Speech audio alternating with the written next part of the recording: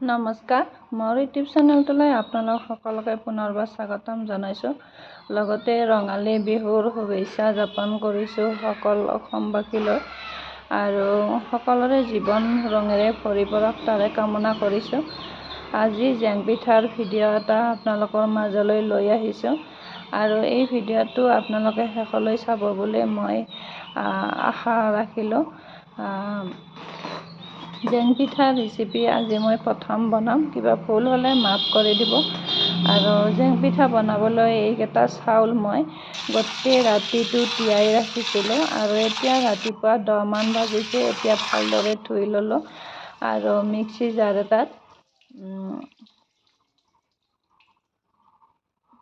জাৰ এটাত ভালকৈ পিচি ল'ব লাগিব। আপোনালোকে পানী দি পিচি ল'ব লাগিব, মই পানী দি পিচি ল'ম। আপোনালোকে গুড়ি কৰিও এই জেং পিঠাবিধ বনাব পাৰে। আৰু মই ভালদৰে ধুই মিক্সি জাৰ এটাত চাউলখিনি দিলোঁ, লগত নিমখ দিলোঁ, জিৰা আৰু ইলাচি 4টামান দিলোঁ। এইটো অপচনেল হয়, মই দিছোঁ, আপোনালোকে নিদিলেও হ'ব। আৰু মই গোন্ধটো ভাল হোৱাৰ কাৰণেহে দিছোঁ, যিহেতুকে মই প্ৰথম হয়।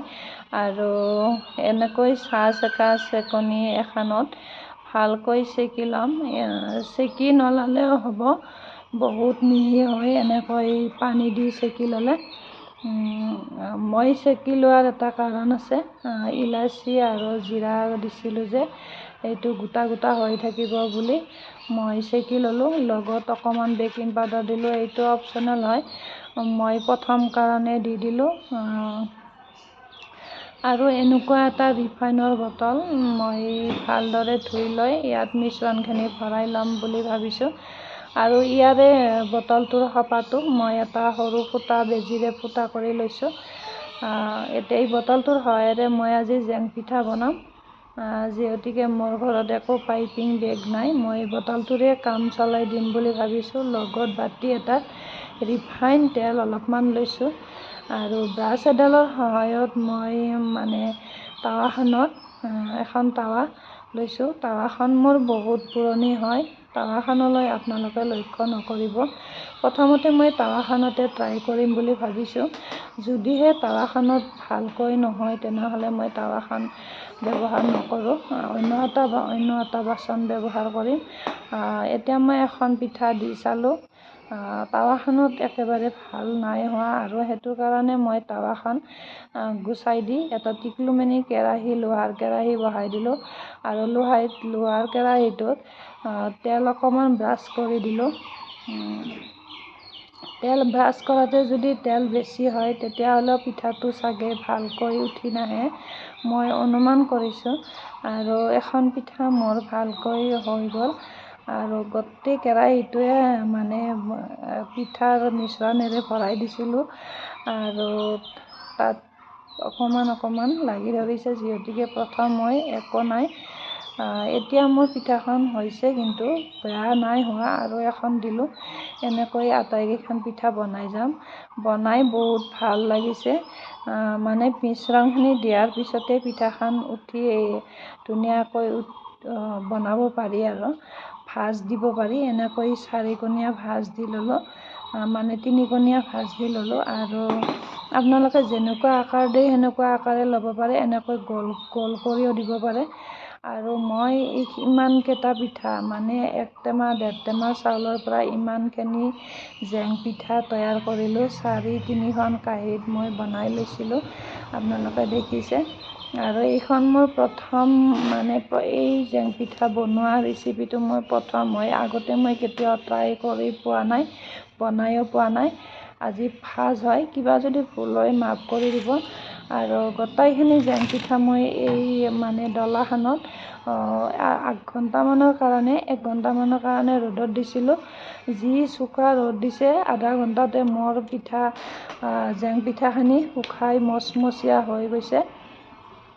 আৰু এতিয়া মই ৰ'দৰ পৰা লৈ আহিলোঁ আৰু চাওক কিমান ধুনীয়া, একদম মচমচীয়াকৈ শুকাই গৈছে। এইখিনি ভালকৈ এটা কণ্টেইনাৰত ভৰাই ৰাখিব পাৰে, এমাহ দুমাহলৈকে একো বেয়া নহয়। আৰু এতিয়া চাওক, আপোনালোকক মই তেলত ভাজি দেখুৱাই দিছোঁ কিমান ধুনীয়াকৈ ফুলিছে। সঁচাকৈ মনটো বহুতে ভাল লাগিছে। কেতিয়াও বনাই নোপোৱা ৰেচিপি এটা একেবাৰতে মই সফল হ'ব পাৰিছোঁ, তাৰ বাবে বহুত মনটো ভাল লাগিছে। আৰু আপোনালোককো মই ৰিকুৱেষ্ট কৰোঁ, যদি মোৰ ভিডিঅ'টো চাই আপোনালোকে ভাল পাইছে তেনেহ'লে প্লিজ লাইক, শ্বেয়াৰ, কমেণ্ট কৰিব আৰু লগতে ছাবস্ক্ৰাইব কৰি দিবলৈ পাহৰি নাযাব। আৰু যদি ভিডিঅ'টো চাই ভাল নাই পোৱা তেতিয়াহ'লে নালাগে বাৰু। আৰু মোৰ ভিডিঅ'টো শেষলৈ আপোনালোকে চোৱাৰ কাৰণে আপোনালোকক বহুত ধন্যবাদ জনালোঁ।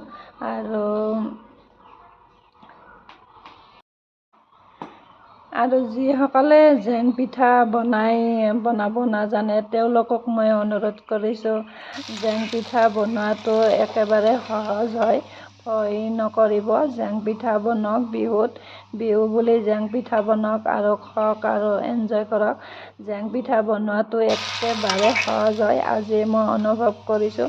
সকলোৱে বনাওক, যিবিলাকে জেং পিঠা বনাব নাজানে তেওঁবিলাকে নিশ্চয় ট্ৰাই কৰিব বুলি মই আশা ৰাখিছোঁ। সকলোকে এতিয়া বিহুৰ শুভেচ্ছা দিলোঁ। আৰু মই জেং পিঠা কেইখনমান তেলত ভাজি আপোনালোকক দেখাই দিলোঁ। বহুত ফুলিছে, একেবাৰে মচমচীয়া হৈছে। আৰু এতিয়া আপোনালোকক মই জেং পিঠা এখন কিমান ধুনীয়া মচমচীয়া হৈছে ভাঙি দেখুৱাই দিম। চাওক ইমান ধুনীয়াকৈ ফুলিছে একেবাৰে। শেষত ভিডিঅ'টো চাই কেনেকুৱা পালে জনাবলৈ নাপাহৰিব। আৰু ভিডিঅ'টো শেষলৈ চোৱাৰ বাবে সকলোকে ধন্যবাদ জনালোঁ।